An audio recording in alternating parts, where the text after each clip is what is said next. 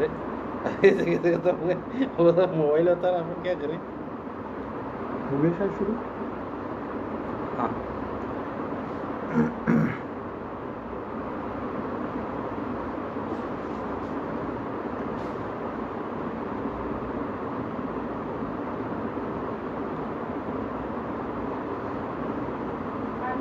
Cake बनाने की भी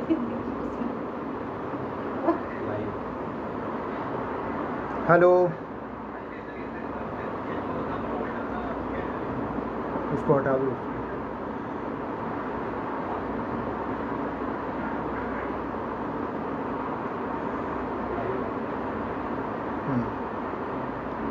तो क्या हम शुरू करें बात करना। आज हम बात करेंगे कि कोरोना की वजह से जो स्ट्रेस होता है, जो मानसिक समस्याएं होती हैं, उनको कैसे समझना है और उनका कैसे सामना करना है, उनसे कैसे निपटना है। और हम सब जानते हैं कि बहुत पिछले लगभग 3 महीने से पूरा देश और उसके भी पहले से दुनिया में लगातार कोरोना की परेशानी बनी हुई है, और कब तक ये परेशानी रहेगी इसके बारे में भी कुछ कहा नहीं जा सकता। तो बहुत सारी नई नई चीज़ें कोरोना के आने के साथ साथ हमारे सामने आई हैं, और एक जो बहुत स्पष्ट तौर पर ये कहा जा रहा है कि कोरोना ने हमको ये बताया है, कोरोना ने पूरी दुनिया को ये बताया है कि दुनिया कितनी डिवाइडेड है, कितनी बटी हुई है दुनिया, और इस दुनिया में कितने विभाजन हैं इस तरह से कि कुछ लोग हैं जो चाहते हैं कि लॉकडाउन रहे और लॉकडाउन और आगे बढ़े, लेकिन कुछ लोगों के लिए लॉकडाउन ज़िंदगी और मौत का सवाल है, उनके लिए एक सज़ा बन जाता है। और ख़ास तौर से जो माइग्रेंट्स लेबर हैं, जो प्रवासी मज़दूर हैं, जो एक से दूसरी जगह पर अपने जा रहे हैं और पिछले लंबे समय से वो लोग प्रवास किए हैं, तो वो लोगों के लिए और गरीबों के लिए ख़ास तौर से कितनी समस्याएं लेकर के लॉकडाउन और ये कोरोना काल आया है, जिसके बारे में सारी दुनिया अच्छे से जानती है।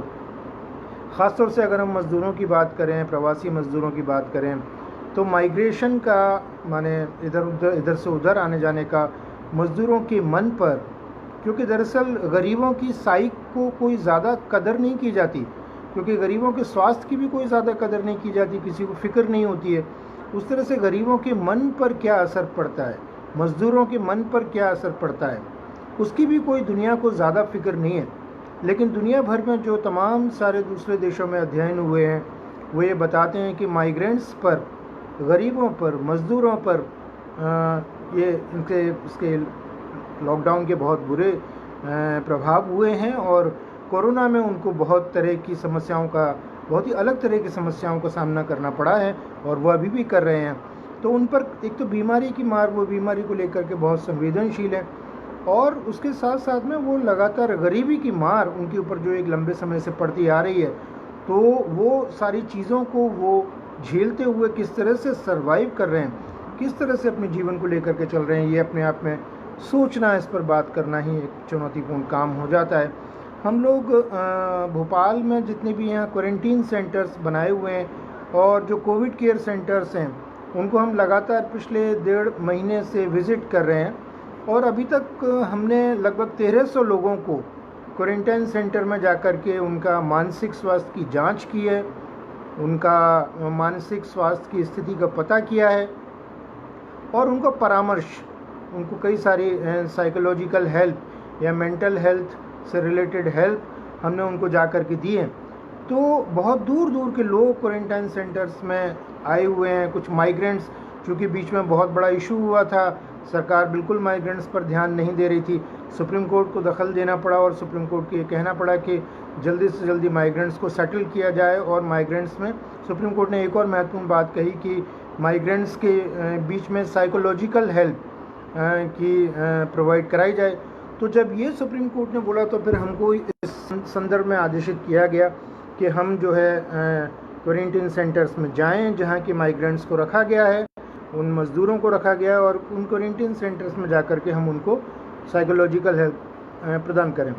लेकिन मैं आपको बताना चाहता हूं कि जब हम क्वारंटाइन सेंटर में गए, अब क्वारंटाइन सेंटर्स का अपना और आइसोलेशन कोविड केयर सेंटर्स का अपना एक अलग माहौल होता है। तो वहाँ लोग कई तरह की साइकोलॉजिकल डिस्ट्रेस से, कई तरह के साइकोलॉजिकल टेंशन से लोग ऑलरेडी गुजर रहे होते हैं। और ख़ास तौर से माइग्रेंट्स जो बिल्कुल हतप्रभ से होते हैं, जिन्हें समझ में नहीं आता कि उनकी ज़िंदगी जो जैसे तैसे करके वो अपनी ज़िंदगी गुजार रहे थे मजदूरी करके, और ख़ास तौर से उसमें भी ऐसे मजदूर जिनकी कोई काम की सुनिश्चितता नहीं है कि लंबे समय तक उनको काम मिलेगा और काम करते, जिसको हम लोग बोलते हैं कि ऐसे लोग हैं जिनको कि रोज़ाना जाना पड़ता है, रोज़ाना काम करना पड़ता है और रोज़ाना उनको कमा करके रोज़ाना अपने लिए माने हैंड टू माउथ बिल्कुल उनको अपने लिए कमाना पड़ता है और खाना पड़ता है, जिसको हम बोलते हैं अनऑर्गेनाइज्ड सेक्टर के लेबर्स। तो इस तरह के लोग काफ़ी जो क्वारंटाइन सेंटर्स में रखे गए, उनकी स्थिति नाकाबिले बयान है, माने हम उसको बोल नहीं सकते हैं, उसको बयान नहीं करते। तो उनके अपने तनाव, उनकी अपनी समस्याएं, मेंटल हेल्थ को लेकर के उनकी अपनी चुनौतियां, वो अपने आप में कुछ एक अलग तरह का दृश्य निर्मित करती हैं। बहुत सारे उनके बच्चे भी उस सारी चीज़ों से सफ़र कर रहे हैं, उन सब चीज़ों से परेशान कर रहे थे। हमने जा कर के उनके बीच में बातचीत की, उनको काउंसलिंग दी, उनसे रिलेटेड जो और चीज़ें हम लोग कर सकते थे, जो सुविधाएं उनको दिला सकते थे, हेल्थ रिलेटेड सुविधाएं जो दिला सकते थे, वो हमने उनको दिलाई हैं। लेकिन ओवरऑल अगर हम बात करें कि ये कोरोना काल में जिनको क्वारंटीन किया गया है, अगर आप में से कोई लोग क्वारंटीन किए हुए लोगों से मिलते हैं, आप लोगों में से कोई अगर आइसोलेशन किए हुए लोगों से मिलते हैं, तो पहले तो मैं ये क्लियर कर दूं कि क्वारंटीन का मतलब ये होता है कि लोगों को जो उनके क्लोज़ कॉन्टैक्ट वाले लोग हैं, मसलन अगर मेरे घर में मुझे कोरोना पॉजिटिव हो गया तो मुझसे जो जुड़े हुए लोग हैं मेरे परिवार के, उनको थोड़ा अलग कर दिया जाए, मेरे पड़ोसियों को अलग कर दिया जाए, मेरे मित्रों को अलग कर दिया जाए, ताकि वो किसी और में ये बीमारी को फैला ना सकें।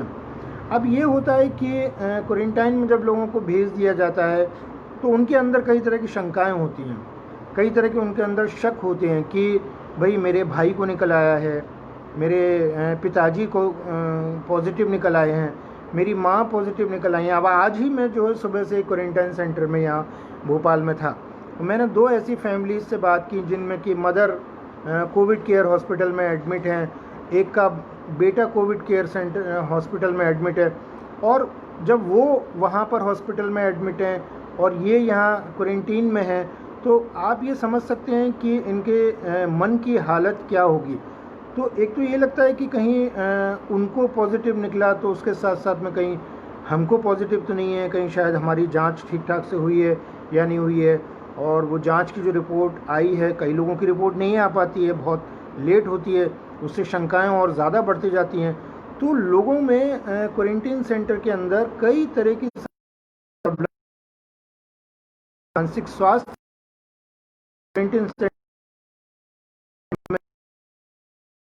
है, किस तरह की मुश्किल में हम लोग अचानक से किस अजाब में पड़ गए, कैसी मुश्किल में पड़ गए, कुछ बोर फील होता है क्वारंटीन, फिर कब तक यहाँ रहना पड़े यहाँ। और चूंकि लोगों का जो एक डेली रूटीन है जिसमें कि वो ढले हुए थे, जिसमें कि वो लगातार काम कर रहे थे, बदलाव आते हैं। और बदलाव आने की वजह से, ये फियर होने की वजह से और चिंता होने की वजह से, डिप्रेशन जैसा महसूस होने की वजह से, और फिर वो जो उनके अपने लोग जो कि पॉजिटिव आ गए और जो कोविड केयर सेंटर में या को बहुत ज़्यादा सताती है। प्लीज़ हैं क्वारंटीन सेंटर छोटे छोटे सके, उनको घर में रखा गया है तो उनको उनकी चिंता है। कई ऐसी भी फैमिलीज़ हैं जिसमें कि मदर फादर जो हैं वो क्वारंटीन सेंटर में आए हैं, लेकिन बच्चों को जो है क्वारंटीन, वो मदर फादर यहाँ आए लेकिन बच्चों को कोविड केयर सेंटर में उनको पॉजिटिव निकल आए तो उनको वहाँ भेजा गया है। तो इस तरह की बहुत ही अजीब व गरीब सी स्थितियाँ जो है हमें देखने के लिए डर भी होता है, कहीं हमको कोई पॉजिटिव, हम में से कोई पॉजिटिव तो नहीं है। और आप यकीन मानिए कि हम जिन लोगों से क्वारंटीन सेंटर में बात कर रहे होते हैं, कुछ देर बाद मालूम पड़ता है, 1-2 दिन बाद मालूम पड़ता है कि हम जिनसे बात कर रहे थे उनको भी जांच की अगली रिपोर्ट जब आई तो कई स्तर पर हमें क्वारंटीन सेंटर में देखने की ज़रूरत होती है, काम करने की ज़रूरत होती है। इम्पोर्टेंट बात क्या है इस समस्या में, इस संक्रमण में सबसे इम्पोर्टेंट बात क्या है, वो ये है कि जितने मुंह हैं उतनी बातें हैं, जितने चैनल हैं उतनी बातें हैं, जितने अखबार हैं उतनी बातें हैं। हर एक चैनल तो माइक्रोबायोलॉजिस्ट, वायरोलॉजिस्ट बना हुआ है, हर एक अखबार अपने आप को ये मानता है कि शायद उसको सबसे ज़्यादा नॉलेज है। हर एक व्यक्ति अपने आप को ये मानने लगता है, ख़ास तौर से मिडिल क्लास के अंदर ये ट्रेंड देखा जा रहा है कि उनको बहुत ज़्यादा नॉलेज, जो एक बहुत बड़ी प्रॉब्लम क्रिएट करता है। एक्चुअली में बहुत कम लोग जानते हैं कि ये कोविड इन्फेक्शन है क्या, ये कैसे फैलता है, इससे ठीक ढंग से कैसे बचाव कर सकते हैं, इसके और क्या डायमेंशन है, उसको तो साइंटिफिकली वैज्ञानिक तौर पर बहुत कम लोग जानते हैं। लेकिन ऐसे बहुत सारे लोग हैं जो अपने स्तर पर उसकी अलग अलग व्याख्याएं करते हैं, और इतनी सारी चीज़ें आने से लोगों में बहुत कन्फ्यूजन होता है। और परसों ही मेरे पास में, मेरे अस्पताल में एक पेशेंट आई, बहुत घबराहट में थी, सब कुछ ठीक चल रहा था, उसका बीपी कभी कभी हायर हो जाया करता था, ऊपर चला जाया करता था, लेकिन 1.5 महीने से कोविड कोविड कोविड की सूचनाएं काफ़ी पढ़ ली, उसने टीवी काफ़ी देख लिया, और टीवी पर अलग अलग तरह तरह की बातचीत उसने सुन ली। अब उससे क्या हुआ, उससे ये हुआ कि उसके अंदर चिंता की स्तर बढ़ गया, उसके अंदर फियर माने डर बहुत ज़्यादा होने लगा, उसके शरीर के अंदर बदलाव आने लगे, उसके व्यवहार में बदलाव होने लगे, उसको घबराहट बहुत ज़्यादा बढ़ गई, उसको नींद की समस्या हो गई, नींद नहीं आने की समस्या हो गई, उसको भूख लगना बंद हो गई, क्योंकि उसको चिंता बहुत ज़्यादा हो गई, वो बहुत चिंतित हो गई। तो अगर लोगों को गलत इन्फॉर्मेशन मिलेगी, अलग अलग सोर्सेज से कंफ्यूजन करने वाली, लोगों को और ज़्यादा परेशान करने वाली इन्फॉर्मेशन मिलेगी, तो लोगों के अंदर सही जानकारी के अलावा उनके अंदर भ्रम पैदा होगा, और भ्रम पैदा होगा, और ज़्यादा भ्रम जब पैदा होगा उनमें, तो उनको चिंता की समस्या हो सकती है, कई सारी शारीरिक समस्याएं, साइकोलॉजिकल प्रॉब्लम से, मेंटल हेल्थ की प्रॉब्लम से कई सारी साइकोलॉजिकल प्रॉब्लम्स, उनको मानसिक समस्याएं उनको आ सकती हैं। देखिए, मैं आपको बहुत स्पष्ट एक बात कर देना चाहता हूँ, हमारे शरीर की अधिकांश बीमारियाँ, हमारे शरीर में जो बीमारी होती हैं उनमें से ज़्यादातर बीमारियों का कारण, 80% ज़्यादा से ज़्यादा बीमारियों का कारण मानसिक होता है, क्योंकि मानसिक पैदा होती है, और जब उसके बारे में जागरूकता नहीं होती है, और कई दिन तक उस मानसिक समस्या में रहने के बाद में फिर शरीर के स्तर पर वो मानसिक समस्याएं लोगों को आने लगती हैं। तो इस तरह से कई सारी चीज़ें हम ये देखते हैं लॉकडाउन के दौरान, क्वारंटीन सेंटर में रहने पर, तो एक्यूरेट इन्फॉर्मेशन, सही जानकारी जो उनको मिलनी चाहिए थी, तो वही सही जानकारी जब उनको नहीं मिलती है तो उनके अंदर और भी कई सारी समस्याएं होती हैं। तो याद रखिए कि लोगों को ये बचाना है, क्योंकि हमारे समाज में ये बात बिल्कुल स्पष्ट है कि इस समय जो जिनकी सरकार है वो ऐसे लोगों की सरकार है जो अवैज्ञानिकता को बहुत ज़्यादा बढ़ावा देते हैं। गौमूत्र ले लें, गौमूत्र से ठीक हो जाएगा, है ना, हवन कर लें, हवन से ठीक हो जाएगा, कोई मंत्रोच्चारण कर लें, मंत्रोच्चारण से भाग जाएगा, ताली बजा लें, थाली बजा लें, मोमबत्ती जला लें, उससे भाग जाएगा, गो कोरोना गो कर लें, उससे चला जाएगा। तो इस तरह की ताकतें हमारे समाज में अभी चरम पर हैं। तो हमारे लिए भी और चुनौतीपूर्ण हो गया है काम करना, लोगों के बीच में काम करना, और लोगों को संतुष्ट करना, लोगों को समझाना, और एक वैज्ञानिकता के साथ में लोगों को जोड़ना, वैज्ञानिक जानकारी के साथ में लोगों को जोड़ना, और वैज्ञानिक व्यवहार की तरफ लोगों को लेकर जाना, ये अभी हमारे लिए और भी ज़्यादा चुनौतीपूर्ण हो गया है। तो क्योंकि उनके पास में तो व्हाट्सएप के माध्यम से, फेसबुक के माध्यम से, दूसरे सोशल मीडिया के माध्यम से कई सारी इन्फॉर्मेशंस ऐसी आ रही हैं जो अवैज्ञानिक है, और अवैज्ञानिक इन्फॉर्मेशन आने पर उनके अंदर बहुत गलत तरह की धारणाएं जन्म ले रही हैं, बहुत गलत तरह के विश्वास उनके भीतर आ रहे हैं, और उसकी वजह से उनको बहुत ज़्यादा मानसिक समस्याएं, व्यवहारिक समस्याएं और शारीरिक समस्याएं भी उनको हो रही हैं। तो एक जिम्मेवारी हमारी ये भी है कि हम आम लोगों को ये समझाएं कि रिलायबल जानकारी, जहाँ से विश्वसनीय जानकारी मिल सकती है, अब जैसे ICMR, Indian council of medical research की वेबसाइट है, वहाँ से सही जानकारी मिल सकती है, या WHO की जो साइट है, विश्व स्वास्थ्य संगठन की जो साइट है, वहाँ से सही जानकारी मिल सकती है। कुछ लोग हैं जैसे all India people science network हैं, भारत ज्ञान विज्ञान समिति जैसे ऑर्गेनाइजेशंस हैं, और भी तमाम सारे वैज्ञानिकता से पे काम कर रहे ऑर्गेनाइजेशंस हैं जो ठीक जानकारी, सटीक जानकारी और वैज्ञानिक जानकारी को लेकर लोगों के बीच आ रहे हैं। तो इस तरह के रिसोर्सेज जो हैं जो काम कर रहे हैं उनकी तरफ से आने वाली जानकारियों को ही लोग लें, उनको ही उनके बीच में संप्रेषित किया जाए, उनके बीच में भेजा जाए। तो ये जिम्मेवारी भी हमारी होती है कि लोगों को गलत इन्फॉर्मेशन से बचाना। एक और बहुत इम्पोर्टेंट बात जो मैं आपको इसके साथ शेयर करना चाहता हूँ वो है स्टिग्मा। अभी हम जब फ़ोन उठाते हैं उसमें एक बात बोली जाती है, बीमारी से दूरी बनाए, इस तरह की एक बात बोली जाती है। लेकिन अभी कुछ ये हुआ है कि गलत विश्वास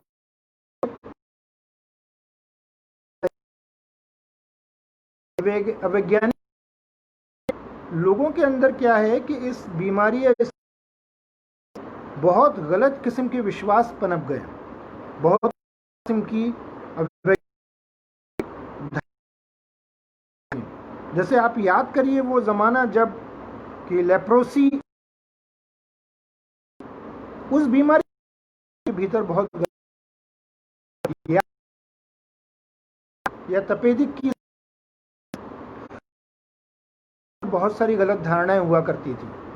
ऐसे बहुत सारी बीमारियां होती हैं, बहुत सारी परेशानियां होती हैं जिसके प्रति सही जानकारी नहीं मिलने से और तमाम सारे गलत विश्वास होने से लोगों का मान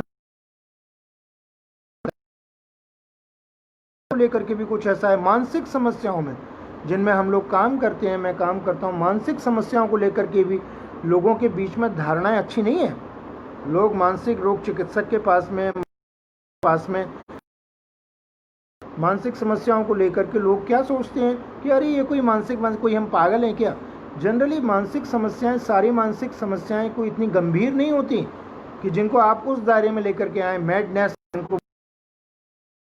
हालांकि ये शब्द को बैन किया गया है, किसी मानसिक रोगी को पागल नहीं बोलना है, मानसिक बीमारी को पागलपन नहीं बोलना है, लेकिन चूंकि बहुत प्रचलित है ये शब्द, हमें धीरे धीरे इसको ख़त्म करना है। तो अगर आप देखें बात करना, ऐसा लगता है कि क्या हमारा दिमाग गड़बड़ हो गया है, क्या हम साउंड नहीं है माइंड से, क्या हमारा दिमाग। मनोचिकित्सक के पास में जाने की बात कर रहे हैं। क्यों ऐसा करते हैं लोग? क्योंकि लोगों के अंदर इसको लेकर के स्टिग्मा बहुत है, लोग इसको कलंकित करके रखे हुए हैं, लोग इसको गलत धारणाएं लोगों के अंदर हैं इसको लेकर के। तो इसी तरह की गलत धारणाएं बहुत सारे डिसीजेज, बहुत सारे इन्फेक्शंस को लेकर के पनपती रही हैं और अभी भी पनप रही हैं। कोविड उनमें से एक है। कोविड के चलते भी लोगों में जो कोविड के संक्रमित लोग हैं उनके प्रति उनके दिमाग में गलत धारणाएं हैं, उनके साथ समाज में गलत व्यवहार हो रहा है, उनको ठीक नज़र से नहीं देखा जाता है, उनके परिवार को आइसोलेट किया जाता है, अलग थलग। मजदूरों के प्रति, ख़ास तौर से गरीबों के प्रति इसको लेकर के और भी गलत धारणाएं आती हैं। लोगों को लगता है कि ये गंदे रहते हैं, ये ऐसे रहते हैं, ये गरीब लोग। देखिए, गरीबी अपने आप में एक खुद ही बहुत बड़ी बीमारी है। दुनिया के एक बहुत बड़े नाटककार रहे हैं, शेक्सपियर के बाद में उनका सबसे बड़ा नाम है, उन नाटककार का नाम है बर्तोल्ट ब्रेख्त। वो कवि भी थे, नाटककार भी थे। तो ब्रेख्त की एक कविता है, उस कविता में एक डॉक्टर अपने मरीज की बीमारी का पता करने का प्रयास करता है।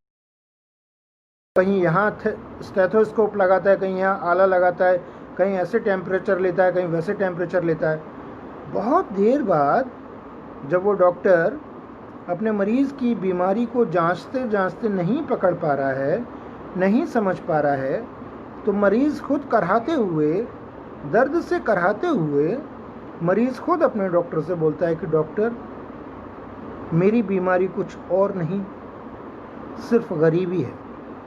तो गरीबी अपने आप में एक बहुत बड़ी बीमारी है। और गरीब लोग अगर किसी इन्फेक्शन से, किसी बीमारी से उसकी जकड़ में आते हैं, उसका सामना करते हैं, तो वो और भी ज़्यादा संवेदनशील हो जाते हैं, उनको और भी कई तरह की समस्याएं होने लगती हैं।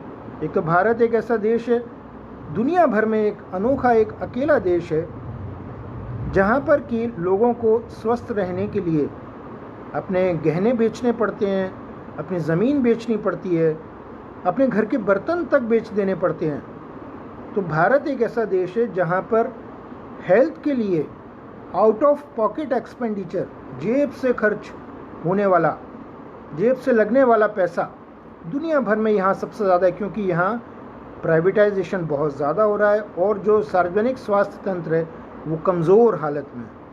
तो और दूसरा ये कि जो सार्वजनिक स्वास्थ्य तंत्र में काम करने वाले लोग हैं, उनके जो डॉक्टर हैं, जो पैरामेडिकल स्टाफ, उनका भी गरीबों के प्रति जो व्यवहार होना चाहिए, मजदूर वर्ग के प्रति जो व्यवहार होना चाहिए, वो व्यवहार बहुत ज़्यादा संतुष्टिदायक नहीं है, वो व्यवहार बहुत ज़्यादा फेवरेबल नहीं है। तो इसलिए ये बहुत ज़रूरी है कि हम एक सामाजिक तौर पर, सामाजिक स्तर पर संगठित होकर के मज़दूरों के, गरीबों के फेवर में एक वातावरण बनाएं, एक दबाव समूह बनाएं और कोशिश करें निगरानी में रखें। जो सार्वजनिक स्वास्थ्य तंत्र है उसको निगरानी में रखें हमेशा, कि भाई वहाँ पर जाने वाले लोगों के साथ व्यवहार किस तरह का हो रहा है। उस सार्वजनिक स्वास्थ्य तंत्र पर जब हम निगरानी रखेंगे और उस पर भी हम दबाव बनाएंगे, तो भी हम समझ पाएंगे कि वहाँ पर आने वाले गरीब लोग, वहाँ पर स्वास्थ्य के लिए आने वाले सब लोगों के प्रति किस तरह की उनको सहायता दी जा रही है, किस तरह का उनके साथ व्यवहार हो रहा है। तो ये भी बहुत ज़रूरी होता है। तो मैंने कहा कि गलत इन्फॉर्मेशन से बचना है और कोशिश कर रहे हैं कि सही चीज़, सही जानकारी लोगों के बीच में, कोविड से संबंधित सही और वैज्ञानिक जानकारी लोगों के बीच में पहुँच पाए। तो इसके साथ साथ मैं कहा कि लोग बोर महसूस करते हैं क्वारंटीन सेंटर में या क्वारंटीन सेंटर के बाहर भी। लॉकडाउन पीरियड में अब तो चूँकि काफ़ी ढील दे दी गई है, लगभग खुल सा गया है, सभी कुछ खुल गया है, इतना ज़्यादा बढ़ रहा है, संक्रमण इतनी तेज़ी से बढ़ रहा है, किया गया है। अब संक्रमण तेज़ी से उसका कुछ कहा नहीं जा सकता। जितनी टेस्टिंग फैसिलिटीज़ होनी चाहिए थी, जांच की जितनी सुविधाएं होनी चाहिए हमारे देश में, उतनी सुविधाएं नहीं है। तो बोलता हूं कि जब हम अपने यहाँ मलेरिया को नियंत्रित नहीं कर सके, हम अपने यहाँ ट्यूबरक्लोसिस को नियंत्रित नहीं कर सके, तो फिर हम कोविड को तो नियंत्रित कर ही नहीं पाएंगे। तो बहुत ही मुश्किल है, क्योंकि ये तो पेंडेमिक है, ये महामारी है, ये दुनिया भर के स्तर पर ये फैली हुई महामारी है। तो हमारे लिए चूँकि हमारा सार्वजनिक स्वास्थ्य तंत्र कमज़ोर है और जो निजी स्वास्थ्य तंत्र है उसने अपनी जिम्मेवारी से पूरी तरह से विड्रॉ कर लिया है, अपने पाँव पीछे खींच लिए हैं। उसने ये कहा है कि हमारी कोई जिम्मेवारी नहीं है। तो अब ऐसे में जो हमारे जैसे संगठन हैं, C2 है जो मज़दूरों के लिए काम करते हैं, तमाम सारे और जन संगठन हैं जो साइंस को लेकर के काम करते हैं, एक तरह से सोशल ऑर्गेनाइजेशंस हैं जो काम करते हैं, BGPSN जैसे, हरियाणा ज्ञान विज्ञान समिति जैसे काम कर रहे हैं, अग्रिम पंक्ति में रहकर काम कर रहे हैं। उनकी ये जिम्मेवारी बनती है कि कैसे लोगों के बीच में जाएं और कैसे लोगों को मानसिक तनाव से बाहर लेकर आने के प्रयास करें, कि हम आइडेंटिफाई करें जिन भी लोगों से हम मिल रहे हैं, उनमें हम पहचानें कि क्या इन मानसिक तनाव है, क्या इन लोगों को कोविड से संबंधित कोई समस्या है, मानसिक स्तर पर इनके आई है। तो वो कैसे समझ से पहचानेंगे, करेंगे, लोगों को सुनेंगे। सो सुनना बहुत, हम लोग समाज के स्तर पर काम करते हैं, लोगों के बीच में काम करते हैं, तो क्वालिटी लिसनिंग, एक्टिव लिसनिंग, आपको लोगों को सुनना आना चाहिए। सुनने के साथ में उनको एनालाइज करें कि वो जो कह रहे समस्या है, वो समस्या उनकी गहरी है कि पीरियड में ऐसे लोगों ने बॉलीवुड में और कोई सेलिब्रिटी इस तरह के कुछ आत्मघाती कदम, लेकिन आम मजदूर, आम लोग आए दिन आत्महत्या कर रहे हैं। आत्महत्या का आंकड़ा है, किसान कितने लंबे, इतनी चर्चा नहीं होती है जितनी चर्चा किसी सेलिब्रिटी के, हालांकि उनका भी, सेलिब्रिटी का जाना भी बहुत दुखदाई है, किसी का भी आत्महत्या करना इस समाज दुखदाई है। वो समाज के गाल पर एक थप्पड़ मार, वो अपने दोस्तों के ऊपर एक थप्पड़ मार कर जाता है, वो एक पूरा, चाहे वो सेलिब्रिटी हो, किसान हो। लेकिन मेरा कहने का तात्पर्य है कि चर्चा में वो लोग ज़्यादा होते हैं जो सेलिब्रिटी होते हैं या कुछ ऊंचे सो कॉल्ड ऊंचे ओहदे के लोग होते हैं। लेकिन जो इतने किसान लंबे समय से मर रहे हैं, एक तरह से बहुत बड़ा भारत के लिए दुख की बात है कि हम बोलते हैं कृषि प्रधान देश है, और जहां ऐसे किसानों ने लगातार आत्महत्याएं की हैं और वो क्रम अभी चल, वो जारी है वो अभी क्रम। तो इतने किसानों ने पलायन किया, और जो होनी चाहिए, लोगों ने इतना सारा जो पलायन किया और रास्ते में दम तोड़ दिया, कुछ लोग अपने घरों तक नहीं पहुंच पाए, उसकी बात बहुत ज़्यादा होना चाहिए, उनके लिए मदद आनी चाहिए, उनको आर्थिक तौर पर और चाहिए उस पर, लेकिन इतनी ज़्यादा बातचीत नहीं है। तो मेरा ये कहने का मतलब है कि कोविड से वो भी प्रभावित, और उनकी तो डेथ हो रही है, तो उसमें डायग्नोसिस भी नहीं है, पता भी नहीं कि इनको कोविड से डेथ हो रही है या किस तरह से इनकी मृत्यु हुई है। ज़्यादातर लोगों की डेथ इतना लंबा चलकर आने से उनके अंदर तमाम सारी दिक्कतें पैदा हुई। हज़ारों किलोमीटर का सफ़र जो लोग पैदल चल के कर रहे हैं या बहुत ही विपरीत परिस्थितियों में जो सफ़र कर रहे हैं, तो आए हैं सिस्टम में, जो सरकार अभी काबिज़ है, कितनी ज़्यादा असंवेदनशील है कि सुप्रीम कोर्ट में झूठ बोला जा रहा है कि सड़क पर कोई भी मज़दूर, कोई भी गरीब इंसान पैदल नहीं चल रहे हैं। तो खैर ये एक अलग बहस का मुद्दा है, हम लोग तो अभी हम इस पर बात करेंगे कि करना क्या है। तो लोगों को हमें थोड़ा तो एजुकेट करने की ज़रूरत है, इस संक्रमण के बारे में लिटरेट करने की ज़रूरत है, साक्षर बनाने की ज़रूरत है। तो उनको साइंटिफिक फॉर्म में उनको सही जानकारी देने की ज़रूरत है कि वो जहाँ तक संभव हो अपने स्वास्थ्य पर ध्यान दें और इन्फेक्शन से बचें। सबसे पहले तो वो सुरक्षित रहें, जो बेसिक यार्डस्टिक्स हैं कि नाक और मुंह को ढककर रखें, लोगों से डिस्टेंस बनाकर रखें, है ना, उनके हाथ नहीं मिलाएं और बार बार साबुन से अपने हाथ धोएं। तो ये जो बेसिक कुछ क्राइटेरिया हैं, बेसिक प्रोटोकॉल हैं, उसका वो लोग पालन करें, इसके बारे में हमें लोगों को बताना है। फिर जो लोग पहले से ही वल्नरेबल हैं, संवेदनशील हैं अपने स्वास्थ्य को लेकर के, वो उसको लेकर के अस्पतालों में जाएं, और हमारे साथी अगर उनके साथ जाते हैं अस्पतालों में और उनको मदद दिलाते हैं, वहाँ के स्टाफ से अनुरोध करके, स्टाफ के साथ बात करके, एक नेगोशिएट करके उनको मदद दिलाते हैं, तो उनकी काफ़ी सहायता होगी। और वो अपने हेल्थ पर, अपने स्वास्थ्य पर फोकस करें, उसको भूलें नहीं, उसकी बहुत ज़्यादा ज़रूरी है। साफ़ सफाई का लगातार ध्यान दिलाना उनको बहुत ज़्यादा ज़रूरी है। वो एक्टिव रहें, कुछ ना कुछ काम करते रहें, इस सब की भी बहुत ज़्यादा ज़रूरत होती है ना, कि हम उनको बता पाएँ कि वो एक तरफ को निराश होकर के ना पड़ जाएं, ऐसा ना मानने लगें कि अब ये क्या होगा और हमारी ज़िंदगी बेकार हो गई और अब कुछ नहीं कर सकते। तो अपने आप को कहीं पर जड़ करने की या निराश होने की ज़रूरत नहीं है। तो एक्टिवली उनके बीच में काम करें, और वो लोग भी, उनको भी सक्रिय बनाकर रखने की ज़रूरत होती है। उनको सही जानकारी मिल सके, जैसा मैंने शुरू में कहा, तो वो सही जानकारी देने का लगातार प्रयास करें। ये बहुत ज़रूरी है कि कोविड काल में लोगों के अंदर तनाव है, सब तरह के लोगों के अंदर तनाव है, पैसे वालों में भी बहुत तनाव है, गरीबों में भी बहुत तनाव है, मिडिल क्लास में बहुत ज़्यादा तनाव है। सो हर एक तनाव में ये बहुत ज़्यादा ज़रूरी है। एक शब्द का इस्तेमाल किया जा रहा है, सोशल डिस्टेंसिंग। बस वो सोशल डिस्टेंसिंग सही शब्द नहीं है। अभी जो बोल रहे हैं कि लोग काफ़ी डरे हुए हैं, इसमें कोई दो राय नहीं, लोग डरे हुए हैं बहुत ज़्यादा। लॉकडाउन ने लोगों को तोड़ा है, लॉकडाउन ने लोगों को अंदर से डिप्रेस किया है, लॉकडाउन ने लोगों को चिंता में डाला है, इनसिक्योर किया है। हर तरह से लोग अपने आप में असुरक्षित महसूस कर रहे हैं। जब लोग असुरक्षित महसूस कर रहे हैं तो उनका डर और ज़्यादा बढ़ता है। लोग आने वाले कल के प्रति आशंकित हैं कि आने वाला कल क्या होगा, क्योंकि उनकी मजदूरी गई है, उनका काम गया है, उनके यहाँ खाने पीने जैसी बेसिक चीज़ें उनको मुहैया नहीं हो पा रही हैं, 2 जून की रोटी उनको मुहैया नहीं हो पा रही है, उनके बच्चे परेशान हैं। हमारे पास लगातार हम लोग पॉजिटिव लोगों को फ़ोन करके फ़ोन पर सलाह देते हैं, मैं आपको बताऊं।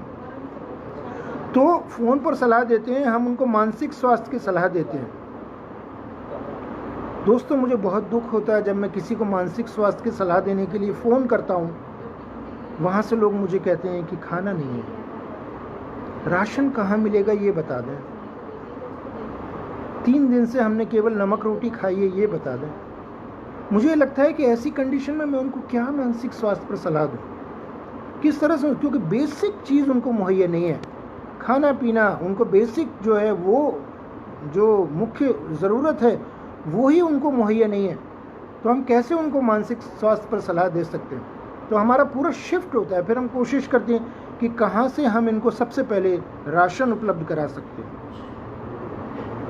कहाँ से हम इनको सबसे पहले पका हुआ भोजन उपलब्ध करा सकते हैं। तो इस तरह की चीज़ें, ये बहुत ज़रूरत है सबसे पहले इसको करना। तो ये सुनिश्चित करें कि लोगों को ये सब चीज़ें आपके माध्यम से, दूसरे और संगठनों के माध्यम से जॉइंटली ये कोशिश करें कि उनको मिल पाएँ, इसकी बराबर से ध्यान रखें। उनके बीच में कुछ कलेक्टिव एक्टिविटीज़, जिसको हम लोग बोलते हैं सोशल थेरेपी, सोशियोथेरेपी, सामाजिक स्तर पे भी बहुत सारे लोग अपने जीने की राह निकालते हैं। आगे बढ़ने की संकट में, क्राइसिस काल में लोग अपने जीने की राह को निकालते हैं, और वो मिलजुल करके निकालते हैं। एक साथ लोग मिलजुल करके वो राह को निकालते हैं। बस उनको रास्ता बताने के लिए एक ठीक ठाक सोच के लोगों की ज़रूरत होती है, उनको एकत्रित करने के लिए ठीक ठाक सोच के लोगों की ज़रूरत होती है, ताकि वो ठीक रास्ता निकाल सकें। तो ये काम, हमारी जिम्मेवारी है कि हम इस काम को अंजाम दें। हम अपने समुदाय में, अपने लोगों के बीच में, अपने मोहल्लों में, अपनी गलियों में, अपनी कॉलोनीज़ में ज़्यादा से ज़्यादा लोगों से मिलें, उनके घर में क्या स्थिति है उसका जायज़ा लें। ये तो ऐसा काल है, क्राइसिस का काल है, जिसमें हमें सोशल डिस्टेंसिंग नहीं, फिज़िकल डिस्टेंसिंग रखते हुए इमोशनल क्लोजनेस बनानी है। भावनात्मक रूप से हमें करीबी लेकर के आनी है। तो जब हम लोगों के साथ भावनात्मक रूप से करीबी होंगे, और लोगों को भी ये मोटिवेट करना है कि लोग जो है अपने रिश्तेदारों के साथ, अपने मित्रों के साथ, एक दूसरे के साथ में जुड़ें, कनेक्ट रहें, इस बात की भी बहुत ज़रूरत है, ताकि उनको आइसोलेशन फील ना हो। तो लोगों को जोड़ना, एक दूसरे के साथ में इमोशनली कनेक्ट करना, उनकी इमोशनल टोन को लो नहीं होने देना, डाउन नहीं होने देना, इसकी भी बहुत जिम्मेवारी हम लोगों की होती है। तो अलग अलग एक्टिविटीज़ के साथ में, ग्रुप एक्टिविटीज़ के साथ में, कल्चरल एक्टिविटीज़ के साथ में हम लोगों को थोड़ा जोड़ के रख सकते हैं। गीत संगीत के माध्यम से और दूसरे माध्यम से हम लोगों को एक साथ जोड़ करके दूरियां बनाते हुए, माने फिज़िकल तौर पर हम दूरी रखते हुए इमोशनली हम उनको जोड़ करके रख सकते हैं। ये हमारी जिम्मेवारी होती है। उसके साथ साथ मैं आपको ये बोलूँगा कि छोटे बच्चे ये कोविड क्राइसिस को लेकर के, कोविड के इन्फेक्शन को लेकर के बहुत ज़्यादा संवेदनशील है, और ख़ास तौर से गरीबों के बच्चे, मज़दूरों के बच्चे, जहाँ पर बेसिक सुविधाएं मुहैया नहीं है। मैं आपको बताऊं, आज मैं एक क्वारंटीन सेंटर में था, उनके पास बेसिक चीज़ नहीं, गरीबों के बच्चे वहाँ पर थे। एक बच्चा टी शर्ट पहने हुए था, अब चूंकि मास्क नहीं था उसके ऊपर लगातार ये कि उसको मुंह और नाक ढक कर रखना है, वो बच्चे ने अपनी टी शर्ट को ऐसे किया हुआ था पूरा, तो ये ऐसे करके वो बच्चा यूं खड़ा हुआ था ऑल द टाइम, पूरे टाइम वो बच्चा इधर से उधर घूम रहा है, तो टी शर्ट के अंदर अपना मुंह डाल करके घूम रहा है। एक बच्चे से मैं और मिला था कुछ दिन पहले, जब हमारे यहाँ टेम्परेचर 45 डिग्री हुआ करता था, उसको पास मास्क नहीं था, तो वो अपना जो सर्दियों में पहनने वाला टोपा होता है, कैप, मंकी कैप, जिसमें पूरा यहाँ और ये पूरा बंद होता है, केवल आंखें खुली, 45 डिग्री टेम्परेचर में एक बच्चा पूरा मंकी कैप लगा के सिर्फ आंखें खोल करके, क्योंकि प्रेशर है कि कहीं इन्फेक्शन ना हो जाए। तो बच्चे अलग अलग सेटअप्स में बहुत परेशान हैं। जैसे स्टूडेंट्स की बात कर रहे हैं, स्टूडेंट्स के बिल्कुल स्टूडेंट्स के हालात बहुत ख़राब हैं, छात्र छात्राओं के हालात भी बहुत ख़राब हैं, उनको डिप्रेशन है बहुत ज़्यादा, क्योंकि उनके करियर का भी सवाल है, उनके एग्जामिनेशन का भी सवाल है, और ख़ास तौर से बच्चे और किशोरावस्था के लोग इस तरह के डिप्रेशन से, अनिश्चितताओं से, कुछ भी स्पष्टता नहीं है। हम हर जगह जाते हैं तो लोग हमसे पूछते हैं दो ही बातें, पहली बात तो जो अब चूंकि ये ख़त्म हो गया लॉकडाउन, तो पहले तो वो पूछते थे लॉकडाउन कब ख़त्म होगा। दूसरी बात ये पूछते थे कि संक्रमण कब ख़त्म होगा, जो वो अभी भी पूछते हैं। हमसे पूछते हैं कि आप चूँकि मेडिकल फील्ड में हैं, क्या कोई टीका बना, क्या कोई दवाई आई, अगर नहीं तो इसकी कब तक आने की संभावना है। अधिकांश लोगों का यही सवाल होता है, क्योंकि लोगों के अंदर घबराहट बहुत ज़्यादा है, लोगों के अंदर डिप्रेशन बहुत ज़्यादा है, लोग चिंता बहुत ज़्यादा कर रहे हैं। तो इस तरह से लोगों के पूरे जीवन में व्यक्तिगत स्तर पर और सामाजिक स्तर पर इस कोविड ने पूरी उथल पुथल मचा दी। और एक बात भी मैं आपको स्पष्ट कर देना चाहता हूँ, ये कोरोना के लिए भी जो नव उदारवादी नीतियाँ हैं, जो ग्लोबलाइजेशन है, वो काफ़ी हद तक जिम्मेवार है। क्योंकि ग्लोबलाइजेशन होने से, नव उदारवादी नीतियों के आने से, उसमें पूंजी का केंद्रीकरण हुआ। कुछ शहर कॉस्मोपॉलिटन मेट्रोज, इस तरह के कुछ शहर बनाए गए जहां लोगों का जमावड़ा हुआ। गांव से इकोनॉमी के जो रिसोर्सेज थे, रूरल इकोनॉमी के जो रिसोर्सेज थे, ग्रामीण आर्थिक स्रोत, उनको पूरी तरह नष्ट किया गया और लोगों को पलायन करके शहरों में आने के लिए मजबूर किया गया। इस ग्लोबलाइजेशन के चलते, नवोदारवादी नीतियों के चलते लोग शहर में आए और शहर में आने पर शहर में भीड़ बढ़ी। और आप देखेंगे कि जिस जगह ज़्यादा भीड़ है वहाँ कोरोना का प्रकोप ज़्यादा है। महाराष्ट्र का आप मुंबई का हाल देख ही रहे हैं, अहमदाबाद जैसे शहर का आप हाल देख ही रहे हैं। तो जहाँ ज़्यादा लोग आए, तो इस तरह की जो आर्थिक नीतियाँ, राजनीतिक फैसले, जो राजनीतिक आर्थिक नीतियाँ हैं, बेसिकली कोरोना जैसे संक्रमण के लिए भी, उसका अगर हम सोशल डिटर्मिनेंट, पॉलिटिकल डिटर्मिनेंट पर बात करेंगे तो वो उसके लिए काफ़ी हद तक जिम्मेवार है। तो मैं अपनी बात पर लौट कर आता हूँ। मैं ये कह रहा था कि बच्चे भी बहुत ज़्यादा संवेदनशील हैं। बच्चों के बीच में अलग तरह की कुछ एक्टिविटीज़ करने की ज़रूरत होती है, क्योंकि बच्चे अपनी समस्याओं को प्रकट नहीं कर पाते। जैसे हम लोग बोल देते हैं, बच्चे नहीं कर पाते। बच्चे कुछ अलग अलग तरह से अपनी समस्याओं को प्रकट करते हैं, उनको अपनी बात कहने के अलग तरीके होते हैं। तो हमें ये ध्यान में रखने की ज़रूरत है कि बच्चे जो सवाल कर रहे हैं, वो सवालों को लेना है और उनका ठीक ठीक से शांतिपूर्वक उत्तर देना है। टालना नहीं है, डांटना भी नहीं है। बच्चों के अंदर बहुत सारे सवाल होते हैं, तरह तरह के सवाल होते हैं, उनके अंदर चिंता बहुत ज़्यादा है।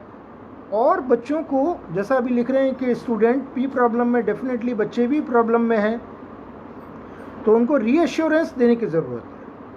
रीअश्योरेंस माने उनको एक उम्मीद बनाने की ज़रूरत है, उनको ढाढ़स बनाने की ज़रूरत है, उनको मोटिवेट करने की ज़रूरत है ताकि वे परेशान ना हों। उनको अलग अलग एक्टिविटीज़ में इन्वॉल्व करके रखने की ज़रूरत है। गांव के स्तर पर, छोटे मोहल्लों के स्तर पर, घरेलू स्तर पर क्या ऐसी चीज़ें, छोटे छोटे खिलौने मिट्टी से बनाए जाते हैं, पेपर से बनाए जाते हैं, आटे से बनाए जाते हैं, क्या ऐसी चीज़ें हो सकती हैं जिनमें हम बच्चों को इन्वॉल्व रख सकते हैं ताकि उनके अंदर चिंता घर न कर जाए। इसकी बहुत ज़्यादा ज़रूरत होती है। किशोरावस्था के लोग भी बहुत वल्नरेबल हैं, सेल्फ हार्मिंग या आत्मघाती व्यवहार के लिए भी बहुत संवेदनशील होते हैं। तो ऐसे बच्चों के मूड शिफ्ट बहुत ज़्यादा होते हैं किशोरावस्था में। उनको गुस्सा आता है, अपने पूरे परिवेश पर गुस्सा आता है, उनको बुरा लगता है कि वे कहाँ फंसे हुए हैं, कब वो कर पाएंगे, कब वो बाहर निकल पाएंगे। ऐसे लोगों के इमोशंस को नियंत्रित करना ज़रूरी है। कैसे नियंत्रित करेंगे? उनको कोई टास्क दें, उनके साथ बातचीत करें, उनके अंदर का जो टेंशन है उसको रिलीज़ करवाएं, जिसको हम बोलते हैं वेंट आउट करवाना। उसको वेंट आउट करवाने की ज़रूरत होती है। उनको उनके सर्किल में सक्रिय करें और सबसे इम्पोर्टेंट बात ये, उनको लोगों की मदद के लिए मोटिवेट करें। किशोरावस्था के लोगों को, जो 10 से 20 वर्ष की उम्र के लोग हैं, वो समझते हैं काफ़ी कुछ, तो उनको हम मोटिवेट करें कि वो साथ के लोगों की, समाज में जो और भी परेशान लोग हैं उनकी मदद के लिए आगे आएँ, उनके बीच में जा कर के सावधानी पूर्वक, सुरक्षा के साथ में काम करें। तो इस तरह से उनको सोशल वर्क में, लोगों के काम के लिए, अपनी कॉलोनी में, अपने मोहल्लों में, अपने गाँव में काम के लिए, लोगों के साथ जुड़ने के लिए मोटिवेट करें। अभी मज़दूर लोग जो पलायन कर रहे थे, उसमें तमाम सारे लोगों ने बहुत हेल्प की अपने स्तर पर। अलग अलग तरीके से जितने लोग जो मदद कर सकते थे लोगों ने काफ़ी कुछ मदद की। उसमें किशोरावस्था के लोग बहुत ही सक्रियता, बहुत ही ऊर्जा, बहुत ही एनर्जी के साथ में जुड़े हुए थे। तो ये हमारी जिम्मेवारी है कि हम उनको लगातार कुछ ना कुछ ऐसे टास्क दें, उनके लिए प्लानिंग करें कि हम इनको कहाँ जोड़ सकते हैं। एक और जो ग्रुप है वो है बुज़ुर्गों का ग्रुप। बुज़ुर्ग लोग भी, चूँकि कोविड को लेकर के बुज़ुर्ग लोग बहुत संवेदनशील हैं। अगर उनको पहले से डायबिटीज़ है, अगर उनको कोई और सांस की बीमारी है, दिल की बीमारी है, तो ऐसे बुज़ुर्गों के प्रति हमें थोड़ी और ज़्यादा सुरक्षा बरतने की, उनको सुरक्षित माहौल में रखने की ज़रूरत होती है। उनसे बातचीत करें, उनके पुराने एक्सपीरियंसेस हैं, उन एक्सपीरियंसेस को लें, उनके साथ शेयरिंग करें। कई बार उनको बात एक बार में समझ में नहीं आती है तो हमको उनको 4 बार एक्सप्लेन करना होता है, उसमें गुस्सा ना करें। उनको अलग अलग सिंबल्स के माध्यम से, कलर्स के माध्यम से समझाने का प्रयास करें, पेशेंस रखते हुए, धैर्य रखते हुए उनको। तो बच्चों और बुज़ुर्गों में धैर्य रखने की, धैर्य के साथ में काम करने की बहुत ज़्यादा ज़रूरत होती है, और उनके लिए कुछ इस तरह की गतिविधियाँ प्लान करने की ज़रूरत होती है ताकि वो अपने तनाव से बाहर निकल पाएँ, और उनके सवालों को जवाब देने की, सही जवाब देने की बहुत ज़्यादा ज़रूरत होती है। तो ये सब हमारी जिम्मेवारी है कि हम कैसे समुदाय के स्तर पर हम इसको अंजाम दे पाते हैं। एक और जो संवेदनशील समूह है, मैंने बच्चों की बात की, मैंने बुज़ुर्गों की बात की, एक और संवेदनशील समूह है दोस्तों जिसकी बात करना बहुत ज़रूरी है, और वो संवेदनशील समूह हैं, वो हैं आप और हम। माने जो फ्रंट लाइन वर्कर्स हैं। फ्रंट लाइन वर्कर्स माने अग्रिम पंक्ति में जो लोग आकर के कोरोना के खिलाफ लोगों के लिए काम कर रहे हैं। वो लोग कौन हैं? वो आप जैसे लोग हैं बहुत सारे, जो अपने जान की परवाह नहीं करते हुए समुदाय के बीच जा रहे हैं, लोगों के बीच जा कर के उनको मदद मुहैया करा रहे हैं, गरीबों के लिए भोजन पका करके उनको वितरित कर रहे हैं, गरीबों के बीच में राशन दे रहे हैं, गरीबों को कहीं से यहाँ से वहाँ आने जाने का, मज़दूरों का यहाँ से वहाँ आने जाने का इंतज़ामात कर रहे हैं, उनके लिए और दूसरी सामग्री को कलेक्ट कर रहे हैं और उनको डिस्ट्रीब्यूट कर रहे हैं। वो डॉक्टर्स हैं जो लगातार लोगों के, कोविड काल में लोगों के बीच में संक्रमण के खिलाफ काम कर रहे हैं। वो नर्सेज हैं, वो पैरामेडिकल स्टाफ है, वो पुलिस के लोग हैं, वो सफाई कर्मी हैं जो लगातार सैनिटाइजेशन का काम कर रहे हैं। सो ऐसे तमाम सारे लोग हैं जो लगातार लोगों के बीच में, पब्लिक के बीच में, सड़क पर खड़े रह कर के, अस्पतालों में रह कर के, तमाम सारे सामाजिक संगठनों के लोग हैं जो लगातार काम कर रहे हैं, तमाम सारे मजदूर संगठनों के, विज्ञान संगठन, सामाजिक संगठन के लोग। सो ये सारे लोग अग्रिम पंक्ति के लोग हैं। सो ये अग्रिम पंक्ति के लोगों में भी संक्रमण होने की बहुत संभावना है, और अग्रिम पंक्ति के लोगों में कई तरह की साइकोलॉजिकल या मेंटल लेवल पर, मानसिक तौर पर समस्याएं उभरने की संभावना है। तो मैं आप सब लोगों को भी ये सुझाव दूंगा, ये सलाह दूंगा कि अपने मानसिक और शारीरिक स्वास्थ्य का भी बराबरी से ख्याल रखें, क्योंकि अगर आप अपने स्वास्थ्य का ख्याल रखेंगे तो आप ज़्यादा से ज़्यादा लोगों के लिए ज़्यादा से ज़्यादा काम कर पाएंगे। तो बहुत सारे लोग, हम जैसे लोग, आप जैसे लोग बहुत सारे होते हैं जो अपने स्वास्थ्य के मुद्दों को ताक पर रख करके लोगों के लिए काम करते हैं। ये हमारा जज्बा है, ये हमारे इमोशंस है, हमारे उनके साथ जुड़ाव है, इसमें कोई दो राय नहीं है और ये गलत भी नहीं है। लेकिन मेरा ये कहना है कि ये जज्बा कायम रखने के लिए, ये जुड़ाव बरकरार रखने के लिए हमें स्वयं के ऊपर भी ध्यान देना ज़रूरी होता है, ताकि हम लोगों के लिए और ज़्यादा लंबे समय तक जूझ सकें, काम कर सकें। उसके लिए हमें खाने पीने का ध्यान अपना रखने की ज़रूरत है बराबरी से, क्योंकि मौसम अलग है तो हमें पानी बराबर से पीने की ज़रूरत है। इन्फेक्शन कम हो उसके लिए हमें सुरक्षित रहना, मास्क लगाकर, हाथ को ग्लव्स में बंद करके रखने की ज़रूरत होती है, डिस्टेंस बनाकर रखने की ज़रूरत होती है, दूरी बनाकर रखें, इसकी ज़रूरत होती है। विटामिन सी, सही खुराक जिसको बोलते हैं हम बैलेंस डाइट, संतुलित आहार लेने की ज़रूरत होती है। थोड़ा आराम की भी ज़रूरत होती है, हम लोग बिल्कुल टायरलेसली काम करते हैं, तो थोड़ा आराम करने की भी ज़रूरत होती है ताकि हम फिर से रिफ़्रेश होकर के उठ सकें और काम कर सकें। बहुत सारी रिक्रिएशनल एक्टिविटीज़ जिसको बोलते हैं हमें अपने लिए भी करने की ज़रूरत होती है, और वो रिक्रिएशनल एक्टिविटीज़ में बहुत सारी एक्सरसाइजेज शामिल हैं। हम अपने पूरे दिन को एक शेड्यूल करें, कुछ सांस की एक्सरसाइजेज हैं, प्राणायाम बहुत जानी मानी एक्सरसाइज है जो सांस के लिए की जाती है, उसको बहुत ज़्यादा ध्यान रखने की ज़रूरत है, उसको रेगुलरली करने की ज़रूरत है, ध्यान को करने की ज़रूरत है। मैं ये नहीं कह रहा हूँ कि आप रामदेव से इंस्पायर होकर करें, वो योग और प्राणायाम और ध्यान, ये उस पर कोई रामदेव का कोई वो नहीं है, वो उसके परे की चीज़ें हैं। तो हम उसको अगर समझते हैं, उसको जानते हैं, तो हम अपने लिए बेहतर ढंग से इस्तेमाल कर सकते हैं और लोगों को भी हम उसका इस्तेमाल करने के लिए लगातार हम मोटिवेट कर सकते हैं, ताकि लोग अपने स्तर पर तो कम से कम स्वस्थ रहें। और कम्युनिकेशन बनाकर रखें लोगों के साथ में, लोगों को अकेला ना छोड़ें, क्योंकि अगर आप लोगों को अकेला छोड़ेंगे तो उनके अंदर नेगेटिविटी आएगी, लोगों के अंदर नेगेटिविटी आएगी तो उनके व्यवहार में परिवर्तन आएगा, वो आइसोलेशन में जाएंगे, वो डिप्रेशन में जा सकते हैं, वो चिंता में जा सकते हैं, वो और दूसरी तरह की समस्याओं में जा सकते हैं। तो उनको अकेले ना छोड़ें, जो भी अकेला लगता है उससे बातचीत करें, उससे कम्युनिकेट करें, ये बहुत ज़रूरी है।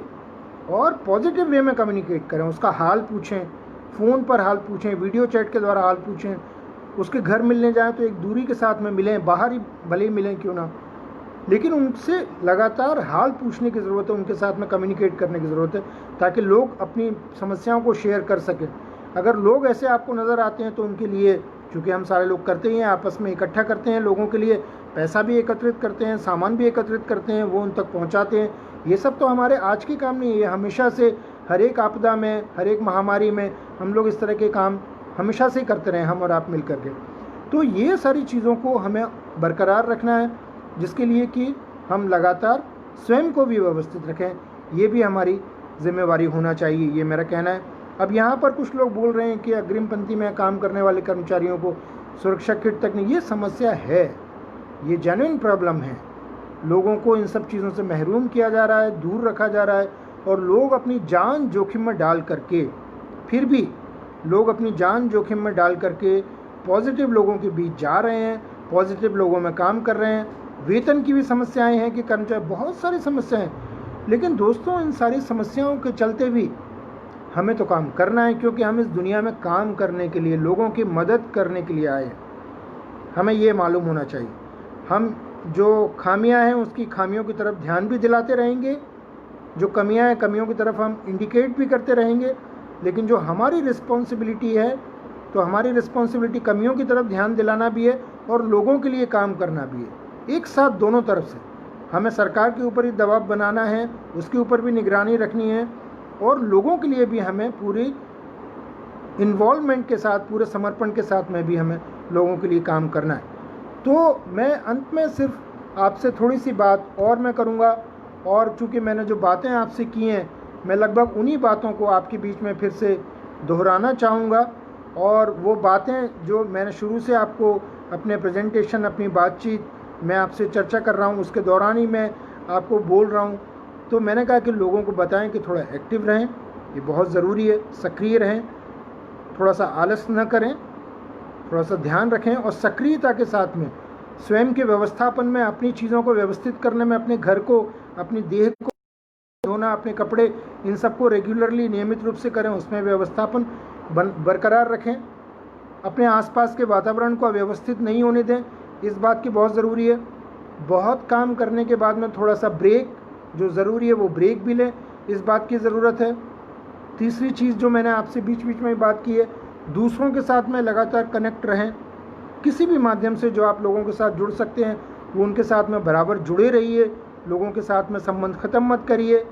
और जैसा मैंने कहा, पहले भी कह रहा हूँ, रेस्ट लीजिए, बराबर से आप भी रेस्ट लीजिए, इसके लिए बहुत ज़रूरी है। हेल्दी डाइट लीजिए और लोगों को भी सजेस्ट करिए। हेल्दी डाइट के लिए मैं ये नहीं बोल रहा हूँ कि बहुत महंगे कोई फल उस तरह के खाएं, या मेवा उस तरह के खाएं, या बहुत मीट मटन वगैरह उस तरह का, क्योंकि वो बहुत महंगा होता है। बहुत सारी ऐसी चीज़ें हैं जिनसे कि हम वैसे भी हेल्दी रह सकते हैं। तमाम सारे सीजनल फ्रूट्स हैं, लोगों को हम मोटिवेट करें कि उनको लें। आंवला ले सकते हैं, दूसरी और चीज़ें हैं जो सीज़न में आने वाले फ्रूट्स हैं। आंवला चूँकि मैं इसलिए बोल रहा हूँ कि उसमें विटामिन सी होता है जो हमारी इम्यूनिटी को बहुत बढ़ाता है। चुकंदर हम ले सकते हैं, और गुड़ हम ले सकते हैं, उसके बारे में भी लोगों को सो कुल मिलाकर के जो हमारे स्थानीय तौर पर मिलने वाली चीज़ें हैं उनको हम ज़्यादा से लोगों के बीच लेने के लिए मोटिवेट करें। हेल्दी डाइट उनकी उनसे बने, और गुड हाइजीन, साफ़ सफाई का, जैसा मैंने कहा, उसका बहुत ज़्यादा स्वच्छता का ध्यान रखें, क्योंकि ये गंदगी में और भी ज़्यादा पनपता है, इसमें कोई दो राय नहीं है। लोगों से दूरी के साथ बात करें, बार बार हाथ धोएं, स्वच्छता का बहुत ज़्यादा जो प्रैक्टिकल ध्यान रखना चाहिए, हाथ ठीक ठाक से धोएं, उसके लिए बहुत ज़रूरी है। मानसिक समस्या, मानसिक तनाव को बाहर निकालने के लिए स्वयं को व्यक्त करें, खुद को एक्सप्रेस करें, अपनी बात को कहें। और जो लोग नहीं कह रहे हैं उनसे भी उनके भीतर की बातों को प्रकट करने का, निकालने का मौका दें। उनको प्रेरित करें कि वो अपने अंदर से बातें निकाल सकें, ज़्यादा से ज़्यादा प्रकट कर सकें। उसके साथ साथ में लोगों की मदद करें, मदद प्रस्तुत करें, मदद दें अपनी तरफ से, बताएं कि हम हैं आपके साथ, हम आपके लिए खड़े हुए, हम आपके साथ में, भले ही हम दूर हैं लेकिन हम मन से, हमारा हाथ आपके हाथ में है, आपके साथ में, हम आपकी मदद के लिए हैं। सो लोगों को ये ढाढ़स बनाना, लोगों को ये विश्वास देना, जैसा हम लोग गाते हैं ना, तुम मुझको विश्वास दो, मैं तुमको विश्वास दूं, तो उससे हमारे सारे संकट हट जाएंगे।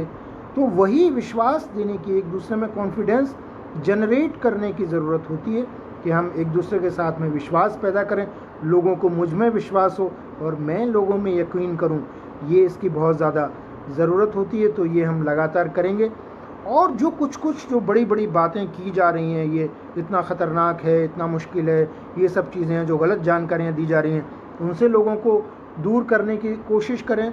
थोड़ा मनोरंजन लोगों के लिए करवाएं, लोगों के बीच में जाएं, गाने बजाने, संगीत के माध्यम से और दूसरे तरीके से लोगों को मनोरंजन भी करवाएं। इन सारी चीज़ों की मुख्य रूप से ज़रूरत होती है, जो मैंने आपके बीच में रखी है। और यदि आपके कोई सवाल होते हैं या कोई बात होती है तो आप मुझे लिखिएगा, मैं उसका आपको पूरी तरह से इस पर रिप्लाई करूँगा। तो आपने मुझे इतनी देर सुना, उसके लिए आपको बहुत बहुत शुक्रिया, धन्यवाद।